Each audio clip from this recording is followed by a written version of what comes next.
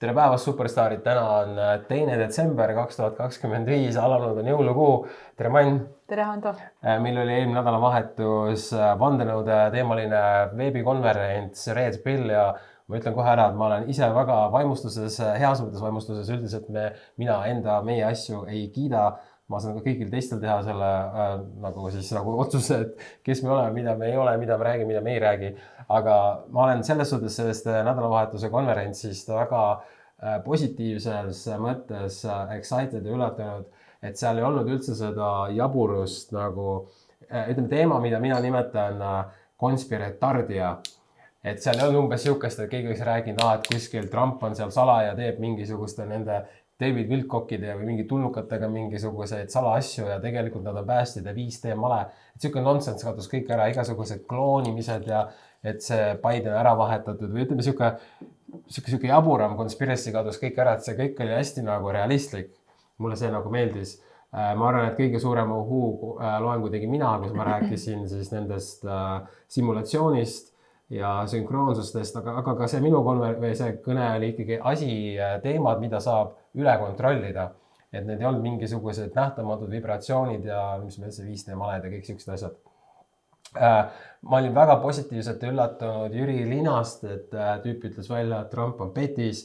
Ta tunnistas, et ta alguses eksis temas, eks ju. Need on asjad, mida tegelikult me kõik sisimuses me saame kõik aru, aga enamus ei julge seda välja öelda ja endale tunnistada. Mulle meeldis, Jüri Lina saab aru, et viirusi pole olemas. Ta ei sõnastanud seda nii, ta ütles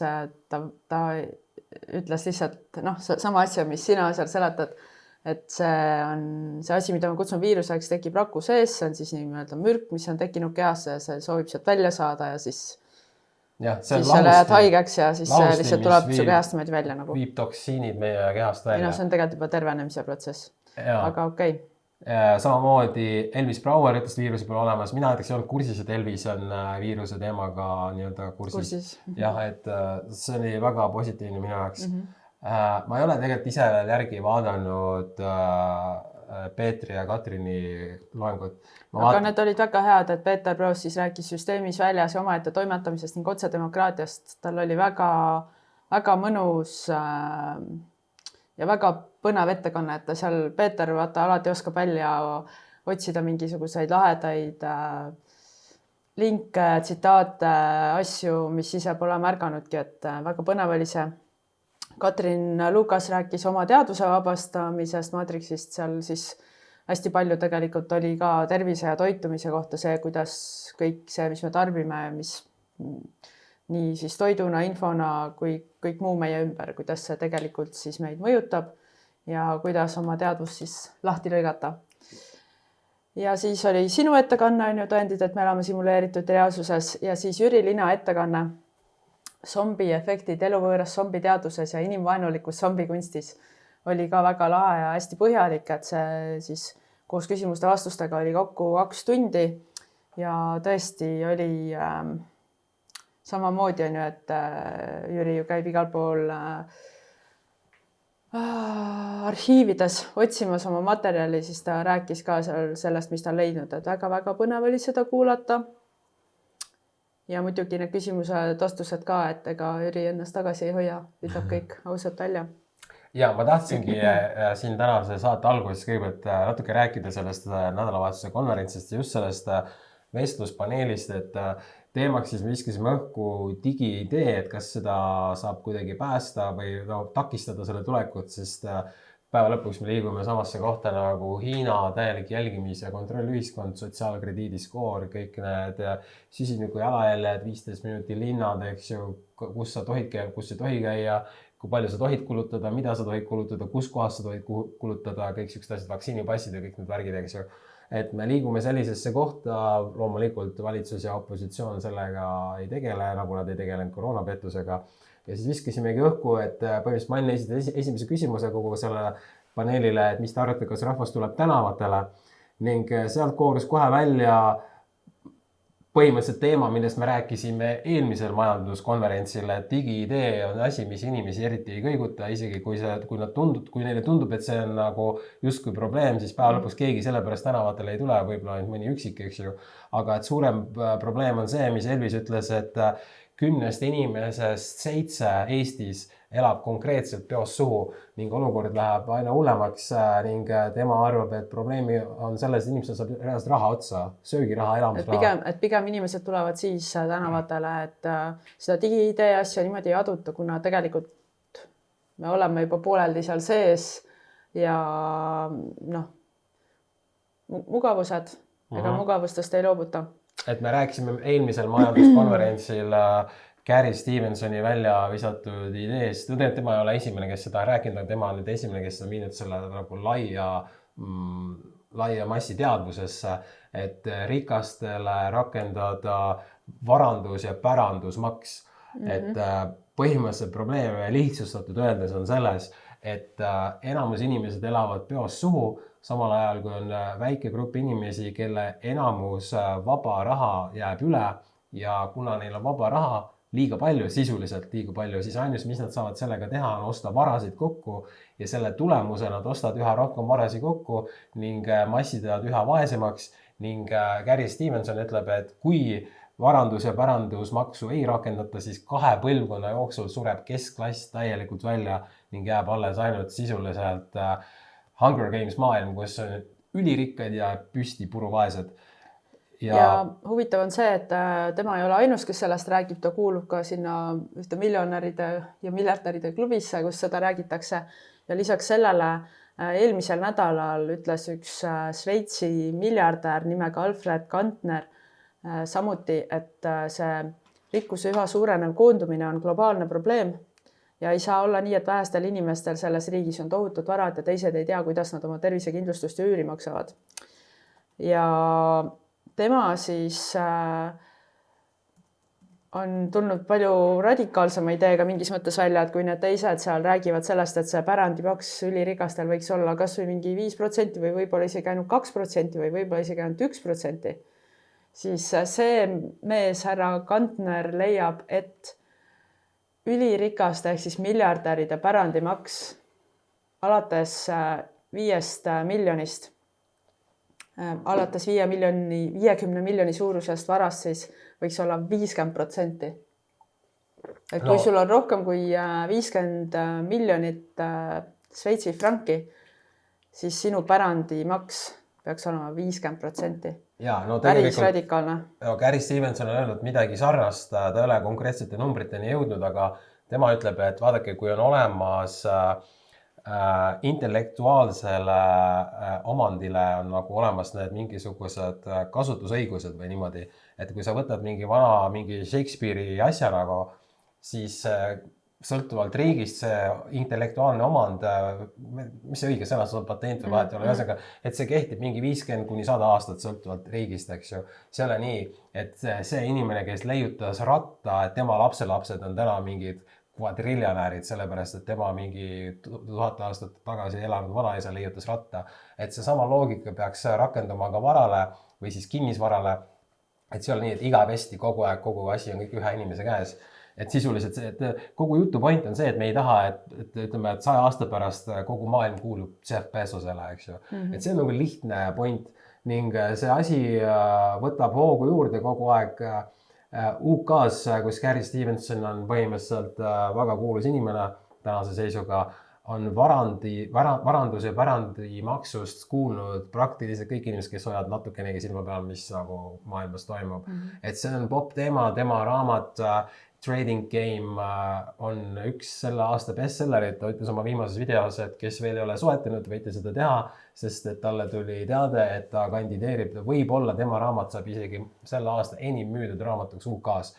Selles suhtes, see on kõva teema ning nagu ma ütlesin ühes oma videos paar kuud tagasi, et see teema karjub meile näkku ja sellest me ei saa mööda ega ümber.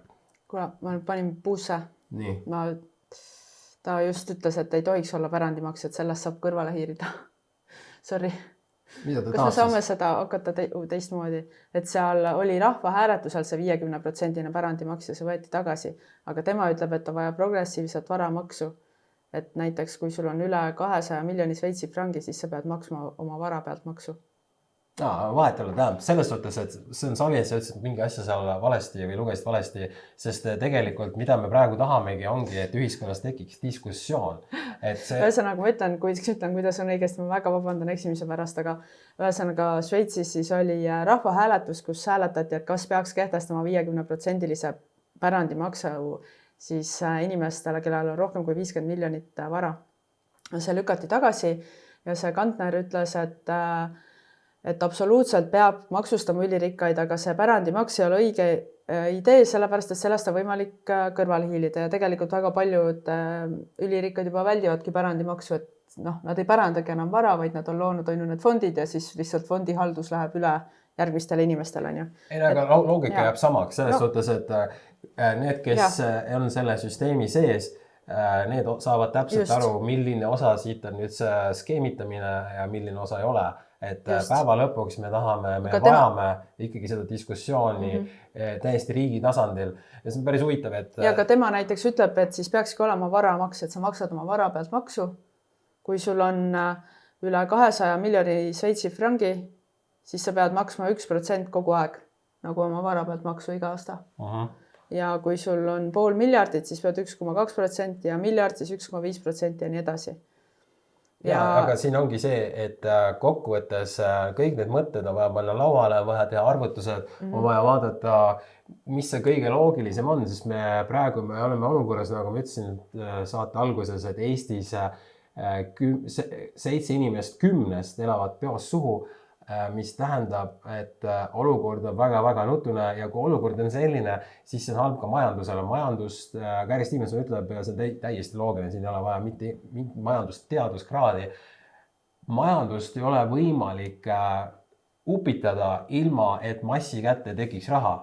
Praegu on niimoodi, et see läheb aina kitsamaks kogu see olukord ning kokkuvõttes selle pärandusmaksu point ongi see, et massid, töölisklass, mis moodustab suurem osa, eks ju, et nende makse vähendada. Praegu on niimoodi, et näiteks Eestis ja tegelikult see olukord on samas ka teistes riikides, sisuliselt kõik enamus riikides, võib-olla üksikus kuskil seal Venezuelas või vahet ei ole, võib-olla Venezuela ei ole kõige õigem näide, aga on üksikuid riike, kus eelarve on enam-vähem balansis, eks ju. Eestis on niimoodi, et siin kinnitati või tahavad kinnitada järgmise aasta eelarve, mis on peaaegu 2 miljardit üle võlli. No ta on 1 miljard üle võlli, aga selle katmiseks nad tahavad võtta laenu 1,7 miljardit. Päeva lõpuks neil on vaja 2 miljardit juurde, suurusjärk. Nii, ükskõik kus nad selle võtavad, see ringiga tuleb maksumaksjatel kinni maksta. Juhul, kui nad võtavad selle laenu, siis peab maksumaksja selle kinni maksma. Juhul, kui nad laenu ei võta, siis nad tõstavad maksumaksjatel makse, eks ju. Nii, see on väga lihtne. Nii, ning point ongi nüüd selles, et see sõnum, me peame nüüd seda pushima, selles suhtes, ta peab minema massidesse, eks ju. Ning point on nüüd, probleem on selles, et nii vasak kui parempool kui keskerakonnad, mitte ainult Eestis, vaid igal pool. Need, kelle käes on väga palju plekki, nemad kontrollivad neid erakondasi ja need erakonnad ei ole huvitatud sihukeste maksude rakendamistest või kehtestamistest. Ehk siis täpselt sama nagu koroonapettusega, unusta ära kõik erakonnad, unusta ära kõik poliitikud, nemad ei tule kellelegi appi, ainus, kes saab aidata, on massid ise. Ja, põnev on see, kui veel majandusest rääkida, et 3. kvartalis jälle majandusnäitajad tõusid, on ju. Et Eesti majandus kasvas tervelt 0,9%, jäi. Aga nali on nüüd selles, et see tõusis riigi tarbimise arvelt, et eratarbijate see tarbimine tegelikult langes. Ja kasvõi see, et nad teevad sihukese uudise, mis on täielik pettus. See on rahva lollitamine ja ma ütlen ausalt, kuni selleni, kui ma ei olnud Gary Stevensoni kuulanud, mina ei olnud mitte kunagi süübinud majandusse sellisel tasemel. Ma saan aru, mis asi on SKP, eks ju, aga ma ei olnud kunagi süvenenud sellesse. Nüüd, kui ma vaatan seda majandust, see tundub nagu reaalselt kõige olulisem asi, mida üldse tegeleda. Ning see on üldse keeruline asi, millest aru saada. Kuidas on võimalik, et majandusteadlased sellest ei räägi? Kuidas on võimalik, et poliitikud sellest ei räägi? Nad räägivad seal oma mingi Ma arvan, et isegi majandusteadlused vaikselt räägivad, aga siis meil on seal Jürgen Ligi, kes ütleb, et kõik teised on lollakad, ainult tema on tark. Kas või sihuke olukord on, eks ju. See majandusteadlane, küsimus on selles. miks on niimoodi, et minusugune mingi savusuitsetaja ja mingisugune tüüp, kes põhimõtteliselt tahab pidutseda terve elu, sihuke vend saab kuskilt ringiga teada, et UK-s on mingi Gary Stevenson, kes on samasugune vend nagu mina, ta ütles, et ta kunagi visati koolist välja, sest ta müüs savu. Ühesõnaga, seal kuskil teises riigis on samasugune vend nagu mina, kes räägib sellest kuidas majandus töötab. Kus kohas see Eesti see tüüp on? See Eesti tüüp peaks olema YouTube'is, ta peaks rääkima seda lihtsalt ja loogilist, nii et igaüks saab aru, sest see on kõige olulisem asi, millest rääkida, kui tahame rääkida sellest, et me saaksime need arved makstud, see tuli seal põleks, et me saaksin õhtul süüa ja lastele ka osta kommi või mida iganes, eks ju. Et see on niivõrd elementaarne asi, kus kohas need majandusteadlased on. See, et neid ei ole, see tähendab, et need tüübid on ikkagi neil midagi viga. Nagu reaalselt. Ta ei saa olla majandusteadlane, sest kui ta on majandusteadlane, ta peaks karjuma seda teemat kõikjal. Ta peaks ise võtma meiega ühendust, Postimehega ühendust, ta peaks kõigile, kellel on platvorm, peaks võtma ühendust, kuule, ma tahan teile rääkida kõige olulisemast asjast. Kuna seda tüüpi ei ole, meiega ei ole kunagi see tüüp ühendust võtnud, seega seda tüüpi ei ole. Ega ta ei pea meiega ühendust võtma, aga ma tõesti tahaks, et nagu jah, selle üle arutataks rohkem. Sest et see on ikkagi, see kõikide riikide teema on see majanduslõhe aina suurenev süvenemine. Jaa. Meil oli eelmine nädal kestis meil kampaania, kui sai hiljaks, siis oma viga, aga Mann on uue lasteraamatu autor, Kobakäpa raamat ning see tegelikult on väga tiip, see sobib ka täiskasvanutele. Kui sa ei jõudnud kampaaniaga liituda, siis sul on võimalus osta Telegrami e-poest või siis kõige paremini varustatud Eesti raamatupoodidest. Ja. See oli kusjuures Viru rahvaraamatu laste edetabelis esikohal üks nädal, meil vaat, kas eelmine nädal oli ka või? Vist ei olnud, küll eelmine nädal oli veel, jah. Oli kõva, sest on bestseller. Bestseller kirjanik, oli kõva. See on asi, mida ei saa mitte keegi saab mitte kunagi ära võtta. Ühe nädal oli laste topis nagu. Või kaks. Või kaks, jah. Et ja see, kui sul ei ole veel jõulukinki ja Telegrami e-poest idekas kink. Nii. Saan pühendusega sisse kirjutada. Aja, pühendus, kui sa tellid Telegrami e-poest, saad pühendusega. Ning nagu ikka, kui sa jagad seda saad oma Facebooki ajajoonel, sul on võimalus võita terve kast lumiorava magneesiumvett, mille on välja pannud lumiorav. Nii, aga jätkame siis raamatulainetel ja natuke siis ka veel konverentsi esineja teemal, et Jüri Lina bestseller varjatud tervisevalem, mille 6 trükk, mõtle sellest 6 trükk juba tehtud. Sa pead saama siis 7 endal.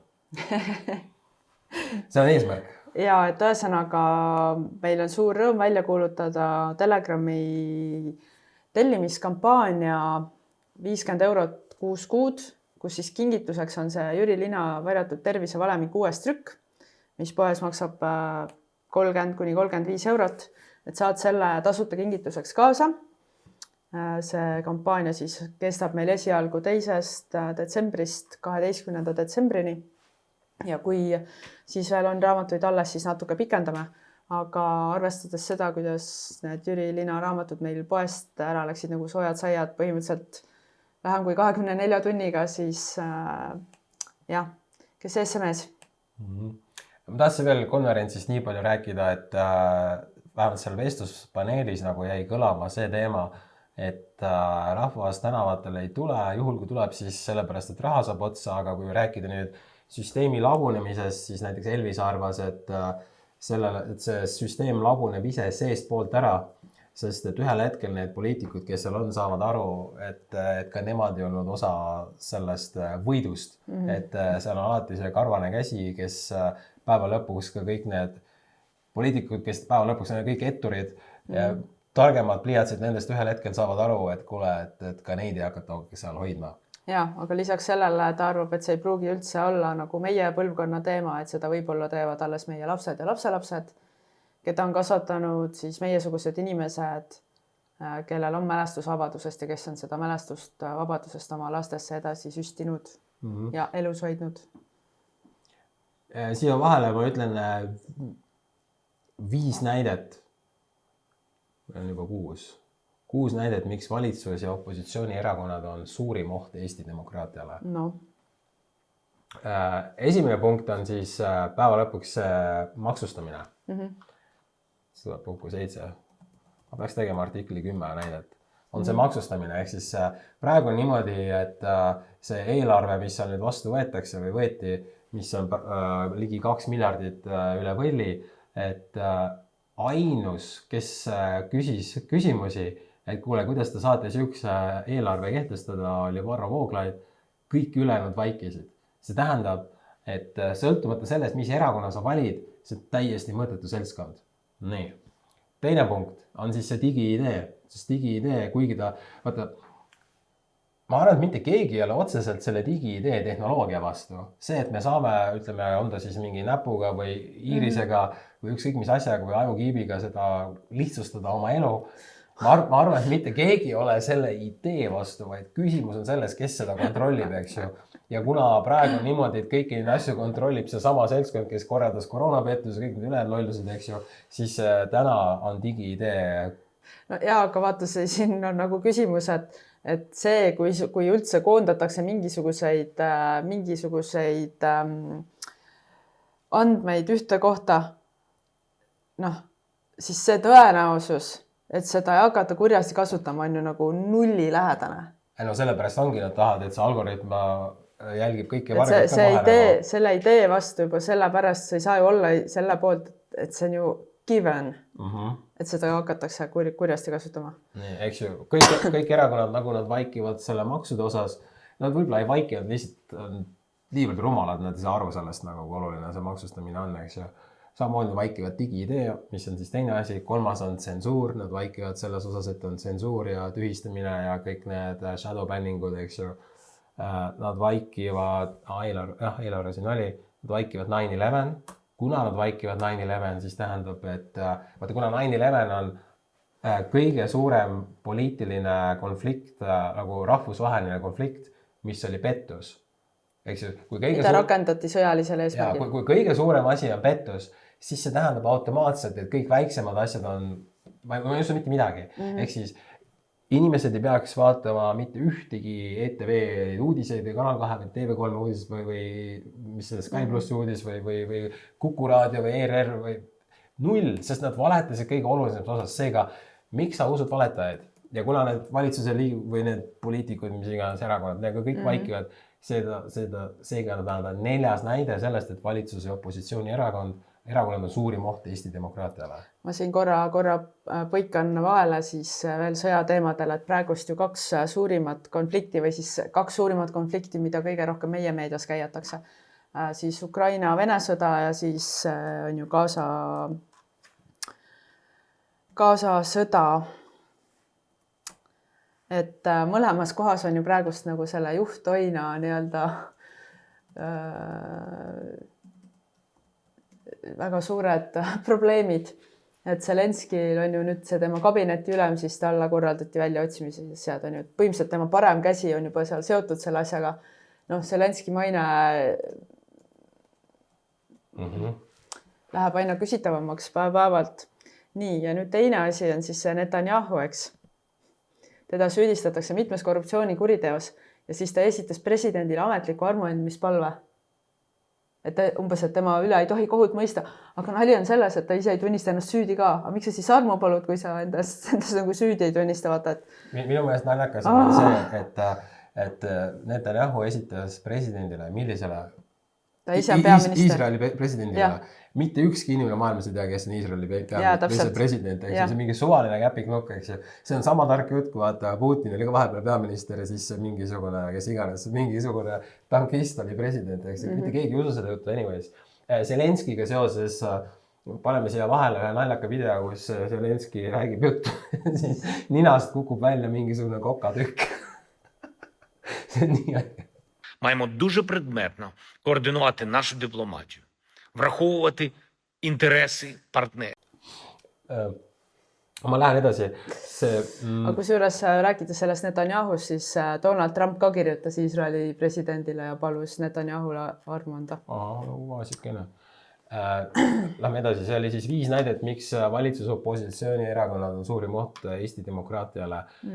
Eks ju, me rääkisime maksustamisest, digi-ideest, tsensuurist, 9/11-ist. Järgmiseks on koroona, ehk siis ajaloos suurim inimsuse vastane kuritegu, mille aitasid Eestis korraldada opositsioon kui koalitsioon või valitsus või kes need on. Muide, ühte asja veel korra seoses Iisraeliga tahan märkida, et paar nädalat tagasi tegi Müürileht väga huvitava uurimuse, õigemini nad tegid seda pikemat aega, aga paar nädalat tagasi avaldasid selle. Ja siis nad analüüsisid, kuidas ERR on kajastanud Gaza sõda ja ütlesid, et see on nagu vastuvaidlematult sinna Iisraeli poole kaldu ja mitte mingisugusest objektiivsusest ei saa rääkidagi. Et ma väga soovitan seda analüüsi lugeda, keda vähegi see Gaza teema huvitab, et väga põnev ja hästi tehtud analüüs. Nii, mul jäi koroona peal pooleli. Kuna kõik erakonnad vaikivad koroonapettuse osas, mis on ajaloo suurim inimsuse vastane kuritegu, mille nad rakendasid oma enda rahva peal ja mille tõttu on Eesti majandus väga suures augus, siis nad järelikult on Eesti valitsus ja opositsioonierakonnad suurim oht Eesti demokraatiale. Ning ennem rääkisime tsensuurist. Viimase 5 aasta jooksul on sisuliselt kõik suured erakonnad mingil hetkel olnud valitsuses. Valitsuses on olnud Reform, EKRE, Keskerakond, Sotsid, Isamaa, Eesti 200 ja Keskerakond. Need on kõik need 7 kõige suuremat. 7 kõige suuremat erakonda viimase 7 või 5 aasta jooksul olnud valitsuses ning kogu selle aja jooksul pole mitte kunagi Telegrami lubatud valitsuse pressikonverentsile. Et kuidas me saame rääkida, et see on nagu vabariik nagu? Nii, ning nüüd järgmine osa, see on siis nüüd 6. punkt, on kogu see sõjavärk ja see kaitsevägi ja kõik need see tohutu propaganda ja see raha, mis läheb kaitseväkke või liitu või mis iganes selle asja nimi on, see täielik nonsense. Jah, kusjuures just mingi 6 aega tagasi või oli see juba 2 kuud, kui riigikontrolör ütles, et see kaitseministeeriumi rahaasjad on nii ligadi-logadi, et seal on nagu puudub kontroll tegelikult väga paljude raha liikumiste üle. Ning see, et kui oli automaks, vaata, siis oli nii, et automaksu vastu oli EKRE ja Keskerakond. Ning need 2 tüüpi, mõlemad olid opositsioonis, nad ei suutnud isegi koos teha automaksu vastast meeleavaldust. Ja nad tegid ühel päeval 2 erinevat meeleavaldust. Täiesti eraldi osas. Ehk siis see tähendab, et koostööd ka mitte midagi ei ole. Et minu meelest on niimoodi, et kõik inimesed, kes käivad endiselt valimas, teie hoiate kogu seda nonsensi üleval. Et me peame reaalselt ära lõpetama selle valimas käimise ja kokkuvõttes millest me räägime EKRE ja Reformi salaliidust. See sisuliselt see, millega seal tegeletakse, seal on mitte midagi muud, nad lihtsalt jauravad. Ja kogu aeg lüüakse palli nagu üksteise väravasse ja oma väravasse ka. Ning kuna vaata nad nüüd kogu see valitsus, see kaitseväe eelarvet kogu aeg suurendatakse, eks ju. Aga vaata, kui sa suurendad kaitseväe või ükskõik mis muu asja eelarvet selle arvelt, et inimestel pole enam söögiraha, siis automaatselt see, kuhu sa inimeste maksumaksja nagu raha lükkad, on see, mis tekitab inimestele siis, see, mis on rahvale halb. Ehk siis lihtsuselt öeldes, kui sa inimese toiduraha ära ja paned selle näiteks kaitseväkke või sõjaväkke või siis sinna valitsusse, siis see on automaatselt halb. Ja see on oht Eesti demokraatiale ja Eesti suveräänsusele. Nii. No nii. Ma sain siis 6 asja, ma mõtlen juurde, neid on väga palju tegelikult. Ja, see on nagu need esimesed, mis pähe tulevad. Jah, aga ma teen siis nagu top 10 või? Jah. Jah, ja see, et nad vaikivad, et kosmos on hauks ja see meil peab olla oluline. Jah, okei. Nii, keegi küsis mult, et miks me panime ühte viimastesse saadetesse selle klipi sisse, kus Martin Helme kutsus, et tulge sinna vaktsineerige ja kandke maski või mis ta seal ütles ja, et te ei tohi, peate neid kontakte vähendama. Et miks sa panid selle klipi sisse, aga ei pannud seal mingisugust ala Jüri Ratase klipi sisse? Sest seda Jüri Ratast teavad kõik, seda keegi ei eita. Jaa, sest et tänase päevani on mingi suur hulk inimesi, kes väidavad, et EKRE ei ole mitte kunagi aidanud koroonat pähe määrida. See on põhjus, miks me sinna sisse panime. See on põhjus, me oleme sellest rääkinud varsti 5 aastat. et see, et endiselt inimesed küsivad, minu jaoks see kummaline see, et nad küsivad seda meie käest, seega nad mingil määral justkui nagu järelikult jälgivad meid, et meie jälgija ei peaks nagu küsima sihukest asja nagu. Aga no me saime vastatud, miks me ta sinna sisse panime. Nii. Mis sul veel on? Ega vist ei ole väga mingisugust suurt asja. Okei. Ma mõtlen, kas mul oli midagi veel. Seal konverentsil oli naljakas case kuidagi see Kertu Luisk rääkis umbes sellest, et kui inimene tunneb, et sa teed rumalat tööd või kuidagi, siis ta ütles, et kui keegi ütleb, et ma teen rumalat tööd, siis sa ilmselt töötad Kliimaministeeriumis. See oli ülikõva.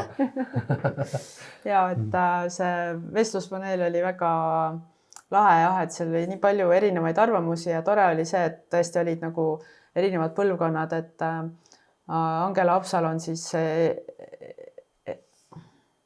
ajaloputus esindas 20-aastaseid, väga lahedasti rääkis, Kertu Luisk tõesti väga lahedasti inspireerivalt rääkis, Elvis rääkis väga hästi, Jüri Lina rääkis väga toredasti ja veel tõi seal võrdles nagu Nõukogude Liidu ja Euroopa Liidu siis kontrollühiskondasid oma vahel.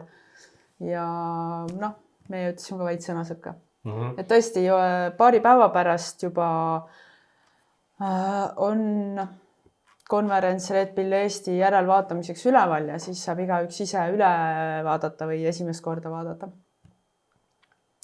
Jah. Siis ongi praegu kõik meeldetuletuseks, kui sa ei ostnud veel panniraamatut, see on saadaval Telegrami e-poes, sa saad pühenduse, kui sa seda soovid. Meil hakkas see Jüri Lila raamatukampaania. Ja varjatud tervise valem, kui soovid seda raamatut endale saada kingituseks, siis järgmise 10 päeva jooksul soeta endale Telegrami 6 kuu tellimus 50 € eest. Ning nagu ikka Lumiorav, jaga seda saadet ja sul on võimalik terve kass seda võita. Tšau! Aitäh sulle, tšau!